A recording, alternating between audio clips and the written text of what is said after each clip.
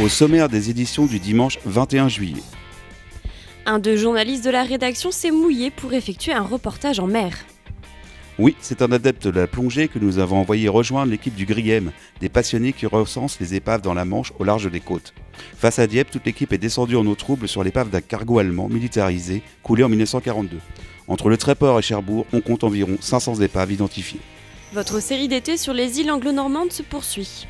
Oui, avec cette fois la longue histoire de la rivalité entre la France et l'Angleterre pour la possession des îles anglo-normandes sous domination anglaise depuis seulement 200 ans. Avec au sommet de Jersey, le symbole de cette rivalité, le château de Montorgueil. Pour votre série Les pierres qui comptent, vous exhumez les ruines d'une église rouennaise.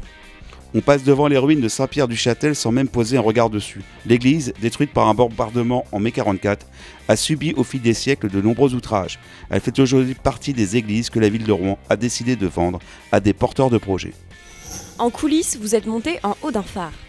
Au milieu du village de Fatouville, dans l'Eure, le phare domine l'estuaire de la Seine depuis plus de 150 ans. Inactif depuis près d'un siècle, il abrite aujourd'hui des chambres d'hôtes. Pendant l'été, il est accessible 3 fois par mois au public, à condition de grimper les 164 marches pour admirer le très beau panorama.